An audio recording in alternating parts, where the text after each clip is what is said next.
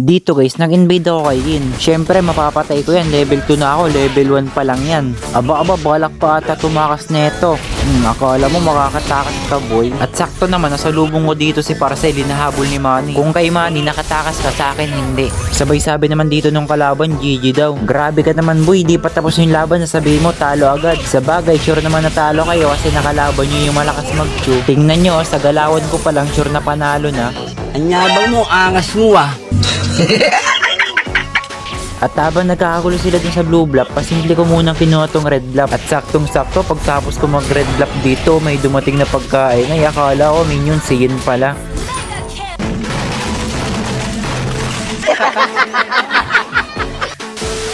Haha, mamaya kayo. Aba, bumoses pa yung kumag oh. Pinasa ko dito sa Torium para sa feeling matigas oh. Syempre, hindi ako mamamatay dyan. Makakarikol ako dyan, boy.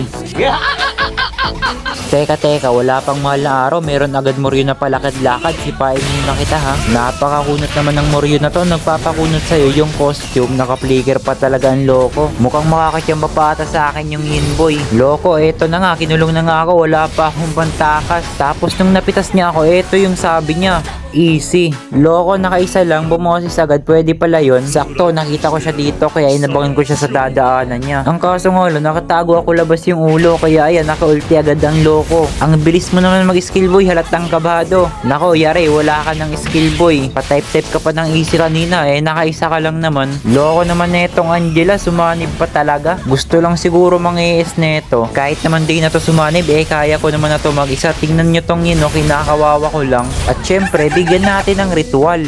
At isa pa tong moryo na to, akala nyo makakatakas siya. At nag-flicker pa talaga.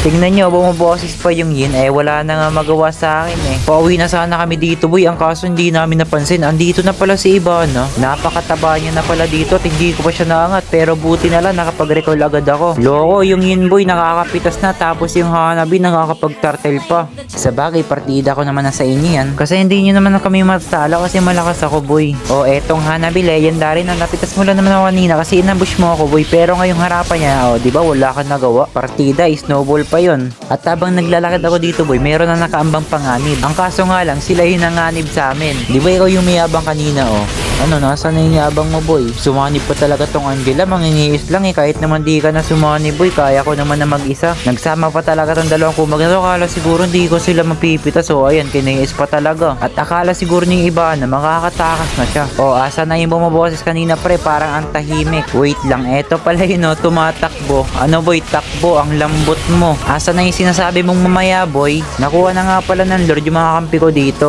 Habang nagkakagulo yung mga kalaban at mga kampi ko, bibigyan ko na sana yung parsa. Ang kaso, nagkamali ako ng sinipa. Hindi muna ako nag-recall kasi meron ako ipapakita sa inyo. Grabe, palupa yung pani dito pre. Tapos kung napapansin nyo, nawawala yung Claude. At nung pagpindot ko sa kanya, eto yung nakita ko. Tingnan nyo naman boy, yung level 13, pinatay ng level 12. Aray mo, partida, baog pa yan. Kaya napatawa na lang ako dito, sabay sabi ko, napatay ng Claude. At syempre mga boy, bibigyan ko lang ng konting lambing tong si Yin. Ayan, kayo na lang bahala magbasa kung ano yan. Tingnan nyo, susubukan pa talaga mag-dep ng loko. Akala mo naman naabot pa ng mamaya Ay nako, konting star na lang mga pre, immortal na ako. Eto lang pala yung bumuhat sa amin MVP.